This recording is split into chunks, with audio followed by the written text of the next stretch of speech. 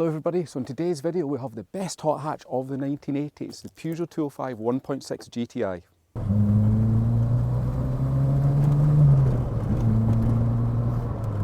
And with thanks to Maurice Leslie Classic Car Auctions, I've got the opportunity to drive this very late 1991 1.6 205 GTI.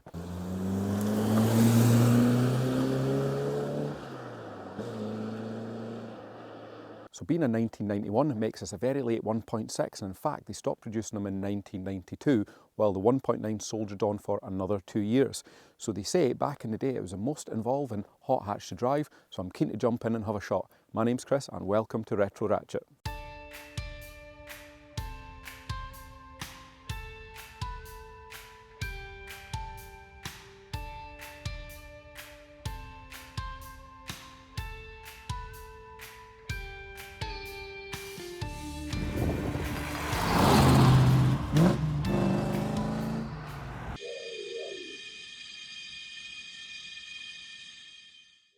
Launched in 1983 with production spanning a jaw-dropping 15 years, the 205 really did set the benchmark for 1980s super minis. Initially offered in 954, 1124 and 1360cc petrol engines, and for those looking for higher fuel efficiency, there was a naturally aspirated 1769cc diesel. It wasn't until 1984 that the three-door version was launched, which I think we'll all much prefer the look of. Now let's focus on the faster ones to keep this on topic. March 1984 saw the legend that was the GTI launched. First to appear was a 105 brake horsepower 1.6, which went head to head with the Volkswagen Golf GTI, Escort XR3i and the rarer Fiat Strada Abarth. Fast forward to 1986 and the hot hatch fans seen the arrival of the 130 brake horsepower 1.9 GTI. 0 to 60 was 7.8 seconds with a top speed of 125 miles per hour. It's worth mentioning that the 1.6 GTI didn't walk all over its rivals in terms of performance. 8.7 seconds to 60 was no match for the Strada or the Golf. Near the end of its production run, they released a D-Turbo version which managed 0 to 60 in just over 12 seconds, fairly respectable for the time. But finally, I bet you didn't know they made a prototype EV version. Did that spoil the story for you? Right, so let's get started on an exterior walk round. So this one is a phase 2, and to be fair, they really nailed it in the styling department of these. Who doesn't like a 205 GTI? Now this one here is lowered, it's fitted with uprated suspension, 15-inch alloy wheels, you've got that big red stripe running right the way along, and the body kit that goes over the arches as well properly sets it off. You've got the wee badge here which details whether it's a 1.6 or a 1.9. And this one's fitted with a sunroof by the looks of it. And moving around the back, we've got a Magnex aftermarket exhaust in it and some GTI mud flaps. Cracking looking car. You've got that GTI badge there.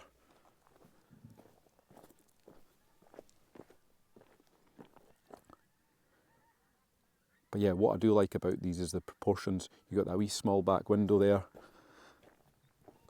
And then moving around the front, a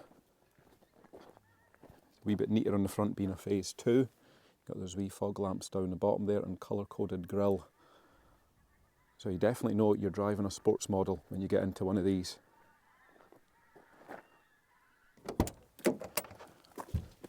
Right, let's take a wee look at the interior, and I've always loved the interior on these.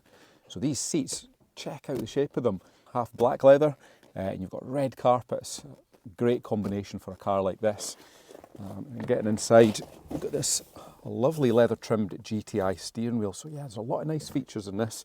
Obviously you've got 5-speed there, red letters on the gear stick, and a lot of red stitching on the leather and the gaiter there. So just a lot of wee things that just make this into a GTI.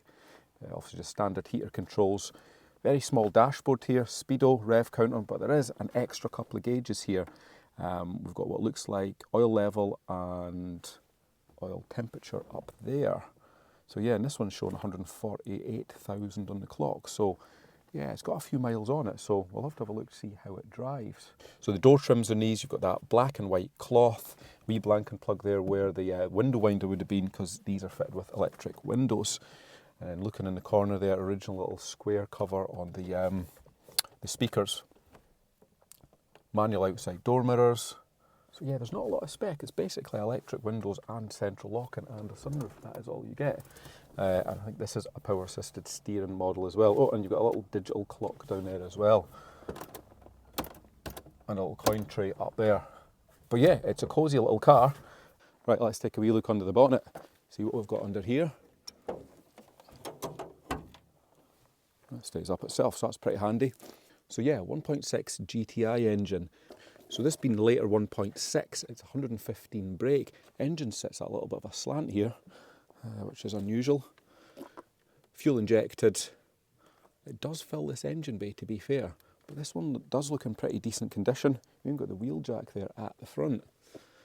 0 to 60 I think is 8.9 seconds in these, because you've only got 900 kilos to drag around, so still pretty decent for the time. If you wanted better straight line speed, then you go and buy the 1.9. Right, most important part, how does the 205 drive? Starts on the button.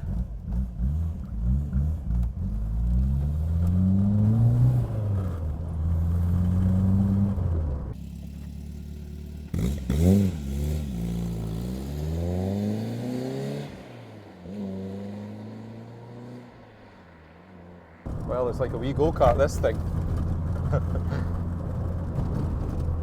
Very, very precise steering on it.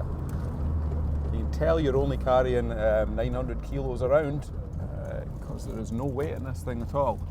It'd be nice to get this out in open roads and some B roads and see exactly how well it handles.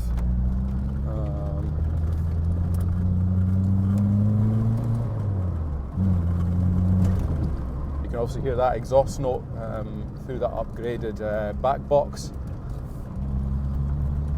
Handling is quite harsh on this one. It has been lowered, it's got uprated suspension, so yeah, it'll also improve its handling once you get on those B roads, but it's a wee bit bumpier on this type of surface. Steering's nice and light, and yeah, you'd definitely be able to throw this about. Right, so it's a very eager little engine. This wants to go.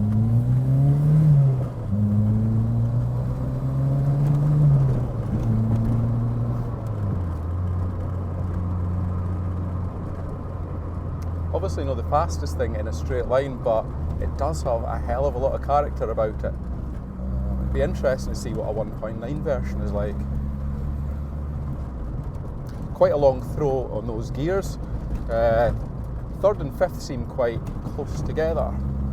But I think that is just standard setup in a Peugeot of this age. But nonetheless, a great fun little car to drive.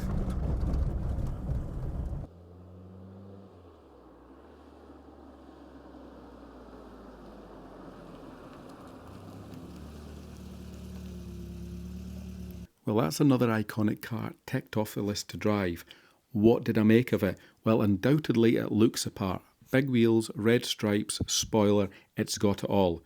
And that interior, wow, right up my street. I was a wee bit underwhelmed by the acceleration, but this was the first one I've driven. It was, however, very responsive on the other hand. Now this one incidentally bid up to $4,500 at the auction, which to me is a bit of a bargain considering what you see some of these advertised for online. So put a comment below if you've owned a sporty 205 and I'll catch you all for the next review.